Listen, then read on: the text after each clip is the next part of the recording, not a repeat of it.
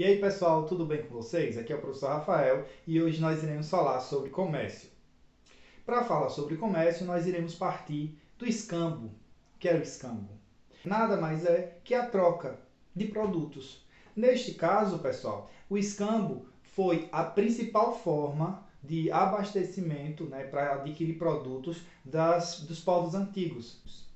Só que com o surgimento da moeda, essa forma de troca de mercadorias foi diminuindo a sua participação, certo? Na economia global. É claro que ainda hoje acontece, mas em uma escala muito, muito menor. Quando nós falamos também sobre comércio, nós falamos de um ambiente que vai reunir vendedores e compradores e que vai ser responsável pela circulação de riqueza em uma nação, em um território, certo? E o comércio, ele pode ser classificado, Então, as classificações principais são comércio varejista e comércio atacadista. O comércio atacadista, pessoal, ele ganhou muita força na Idade Média e naquele período também de busca por novas rotas comerciais, conhecido como período das grandes navegações, exatamente. Pessoal, a ida dos europeus para o Oriente em busca de mercadoria era um ato de prática de comércio atacadista. Por quê? Quando eles iam até aquela região, o Oriente, a Ásia, eles iam em busca de mercadoria para vender na Europa. Então lá eles compravam em grande quantidade, comércio atacadista, também conhecido como comércio em grosso, Eles compravam em grande quantidade, levavam para a Europa e lá na Europa eles distribuíam para diversos vendedores que vendiam para o consumidor final. Essa prática de vender para o consumidor final é conhecido como comércio varejista, certo? O comércio varejista ele se destaca por ser um comércio praticado em pequena escala, ok? Pronto. Nós temos outras classificações a fazer. O comércio, de acordo com o tipo de transporte que é utilizado, ele pode ser terrestre, e aí o terrestre vai utilizar rodovias, ferrovias, certo? Nós temos o transporte fluvial, certo? Que aí vai se utilizar dos rios para fazer essa circulação de mercadorias. Nós temos o transporte aéreo, que aí é ideal para transportar produtos perecíveis. E nós temos o transporte marítimo. O transporte marítimo é o mais importante quando nós falamos de comércio internacional, certo? Mais de 80% dos produtos que circulam no globo entre os países são praticados a partir do transporte marítimo, ok? Nós temos também a classificação quanto à natureza dos bens, certo? Ou seja, quanto à origem do produto, que pode ser, por exemplo, comércio de grãos. Então, no comércio de grãos, o que é que eu estou comercializando? Soja, milho, por aí vai. Quando eu tenho comércio automotivo, aí produtos automotivos, carros, motos, enfim. Comércio de combustíveis fósseis, e aí entra petróleo, gás natural, comércio de alimentos, produtos alimentícios. Pronto, então nós vamos aí ter uma gama de possibilidades de fazer classificações do comércio. Vai depender da origem do produto, do modo como ele está sendo transportado e também da zona geográfica. Ou seja, de onde para onde está circulando essa mercadoria. Se está saindo, por exemplo, do estado de Alagoas para o estado de Pernambuco, é um comércio domiciliar, é o comércio interno, é o comércio praticado dentro do mesmo país. E temos também o comércio internacional, que é o comércio externo, este praticado para outros países, ok? Então aqui eu mostrei para vocês algumas formas de classificar, de classificação da atividade comercial. Pronto, só que aí a gente entra no comércio globalizado, certo? Então um comércio mais atual. E para entrar nesse comércio globalizado, nós partiremos da Revolução Industrial, lá do século XVIII, na Inglaterra, com os princípios liberais. E é naquela época que surgem, por exemplo, os monopólios e oligopólios, certo? Grandes empresas que controlam e dominam um determinado setor, né? Ou um conjunto de empresas, uma, oligo, seriam algumas empresas que controlam um determinado setor no comércio, por exemplo. Pronto. Todo mundo, quando vai fazer negociações comerciais, vai buscar aquilo que favorece. Eu acho que é a coisa mais comum, né? Quando você vai estabelecer uma relação comercial com alguém, você vai querer se favorecer, né? Não na forma errada da coisa, né? É claro que dentro do comércio existe isso, tentar tirar proveito de situações, né? Mas assim, no sentido natural, se você vai comprar algo na feira e você tem a possibilidade de pedir desconto, você vai pedir desconto, né? Então é nesse sentido. Só que aí quando a gente fala de comércio internacional, o conflito de interesses entre as nações é muito grande. E agora? Quando começa a ter esse maior contato entre as nações, certo? Porque assim, a prática comercial ela ganha força depois do período das grandes navegações. Só que aí, 1944, nós estávamos no último ano, 45 acabou a Segunda Guerra Mundial, né? E era preciso começar a reorganizar o planeta depois da guerra. E aí foi organizada uma conferência em São Francisco chamada Conferência de Bretton Woods, certo? O que é que tem a ver essa Conferência de Bretton Woods com comércio? A Conferência de Bretton Woods foi extremamente importante porque ela estabeleceria um sistema financeiro com o objetivo de estabelecer regras para estabilizar o comércio global, certo? Eu precisava estabilizar esse comércio global, mas eu não podia tomar atitudes sozinho. Então, houve essa conferência que reuniu uma grande quantidade de representantes de distintos países do globo para discutir e estabelecer essas regras e tentar equilibrar esse sistema financeiro global e, consequentemente, ter o avanço do comércio no planeta. Pronto. Nesse momento, o que foi que aconteceu? Eles equipararam as moedas ao sistema estadunidense, que era o padrão dólar-ouro, certo? Então, esse padrão é adotado a partir dali, ou seja, o real vai ser convertido para esse padrão em todas as relações comerciais. Então, se eu vou comprar algo dos Estados Unidos, a moeda de troca seria esse padrão dólar-ouro, certo?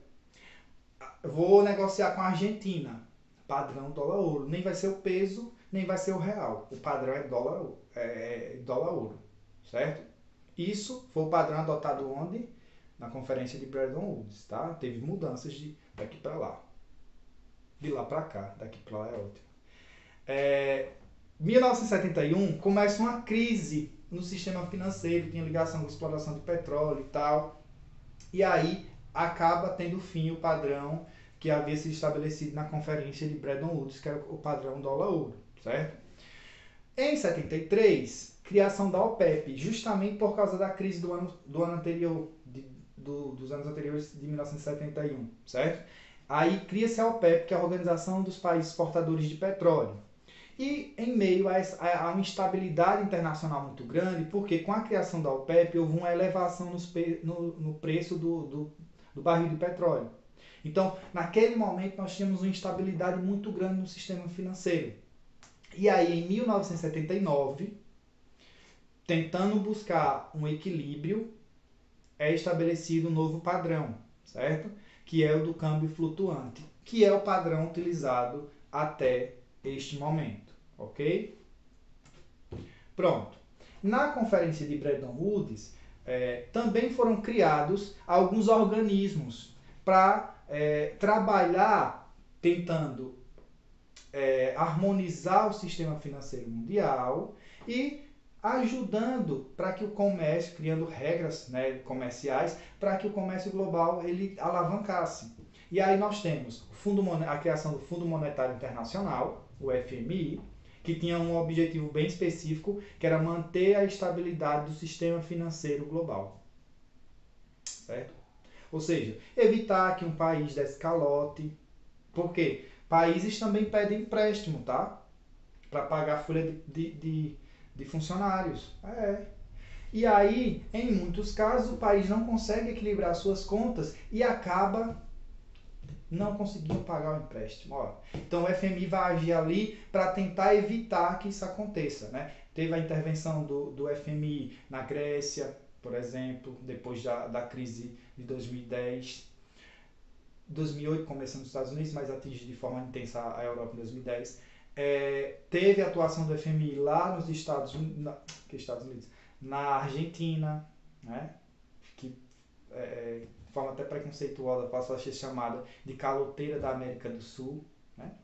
E assim, a ideia é essa, certo? FMI, estabilidade do sistema financeiro. Foi criado também o Banco Internacional de Reconstrução e Desenvolvimento, que era o BIRD. Lembrando, tinha uma guerra ali. Uma parte do mundo estava destruído por causa dessa guerra. E agora? Aí houve a criação desse banco que tinha um objetivo bem específico, que era dar empréstimo para nações que precisavam, depois de toda aquela instabilidade. Né? Na Europa, por exemplo, as indústrias estavam destruídas, era preciso reconstruir. Sistemas de transportes estavam destruídos, era preciso reconstruir. Então, o Banco Internacional de Reconstrução era uma forma para dar uma ajuda. Mas também países subdesenvolvidos, certo? Ou, como agora é mais utilizado, em desenvolvimento. Aí vem a Conferência de Havana. A Conferência de Havana, em 1945, foi muito importante deveria ter sido muito importante, na verdade, no campo econômico. Por quê? Ela criou a Organização Internacional do Comércio. Olha que massa! Um organismo que iria cuidar das questões comerciais globais. Muito interessante. Professor, mas não já tem isso aí? Que nós conhecemos hoje como OMC? Organização Mundial do Comércio? A OMC veio depois. Primeiro foi criada a Organização Internacional do Comércio, mas que não funcionou, certo? Aí, 2 anos depois, o Conselho Econômico e Social da ONU, em Genebra, acabou criando o chamado Acordo Geral de Tarifas e Comércio. O Acordo Geral de Tarifas e Comércio, que é conhecido como GATT, né? Ele é criado com o objetivo de estabelecer algumas regras no campo do comércio internacional. Mas ele ainda era incompleto. O que foi que aconteceu? Em 1995, o GATT foi substituído pela Organização Mundial do Comércio. Certo? Qual o maior desafio desse novo organismo criado? Certo? O principal desafio da OMC, que é a Organização Mundial do Comércio, está ligado a ações protecionistas dos países desenvolvidos. Então esse é o grande desafio. E aí a OMC cria as chamadas rodadas de discussão, certo? Que era para que as diferentes nações envolvidas nessas relações comerciais pudessem debater e tentar chegar a um consenso, certo? Então, a rodada de Doha, o que mais foi discutido? Protecionismo. Por quê? As nações mais desenvolvidas, lembrando, essa rodada ela colocou em posições divergentes nações desenvolvidas e nações em desenvolvimento, certo? Por quê? Quem é que estava reclamando dessas ações protecionistas? Nações em desenvolvimento. Quem é que estava se recusando a parar de proteger os seus produtores, a parar de agir com essas ações protecionistas? Os países desenvolvidos. Então isso gerou um conflito constante que até hoje não chegou-se a um consenso quando a gente fala de questões protecionistas, certo? um detalhe muito importante para que vocês entendam o que seriam essas ações protecionistas é, pessoal, vamos imaginar que o país A produz soja, o país B produz soja. O país A é um país desenvolvido, o país B é um país em desenvolvimento. O país A, ele investe nos chamados, sempre esqueço essa palavra, ai meu Deus, eu vou colocar aqui do lado qual é a palavra e vou dizer o que é, né? Que seriam ajudas que o governo dá para produtores, né? A palavra não vem, estou tentando lembrar, mas não vem. Mas vamos lá, não vou apagar esse vídeo para gravar outro, né? Mas a palavra eu vou deixar aqui do lado, certo? E essa ajuda, certo? Que o governo do país rico pode dar para o seu produtor, vai fazer com que o produto dele fique mais barato. E do outro lado, país em desenvolvimento, tem o seu produtor lá de soja e tal, só que aquela nação ela não tem poder suficiente para dar uma ajuda que equipare os preços no mercado internacional. Então, o preço do produto do país desenvolvido vai custar menos no comércio internacional, então ele vai ter mais participação, certo? Então, é uma forma de protecionismo, certo? Essa ajuda que os governos dão. Porque a nação em desenvolvimento, muitas vezes, não consegue dar uma ajuda suficiente para o seu produtor e a palavra não vem. Incentivo, como é o nome dos incentivos? Gente, não veio. Mas outra coisa, outra forma de protecionismo é aumentar taxas para determinados produtos estrangeiros no seu país. Então, um exemplo, taxação do suco de laranja nos Estados Unidos. Do suco brasileiro nos Estados Unidos. Então é uma forma de protecionismo. Aconteceu recentemente do alumínio, né? Teve uma sobretaxa no alumínio brasileiro. Consequentemente, o alumínio brasileiro passa a ter uma menor participação no comércio estadunidense, prejudicando o Brasil. Certo? A laranja, a mesma coisa. Mas a palavra não veio. Eu estava criando esses outros exemplos para tentar lembrar, mas não veio. Mas é isso, a nossa aula de hoje foi sobre comércio, então qualquer dúvida coloca aí nos comentários, deixa a sua curtida, se inscreve no canal e até a próxima. Mas a palavra eu vou deixar aqui do lado, viu? Não esqueci. Eu esqueci da palavra em si, mas ela vai ficar aqui do lado, viu? Até a próxima.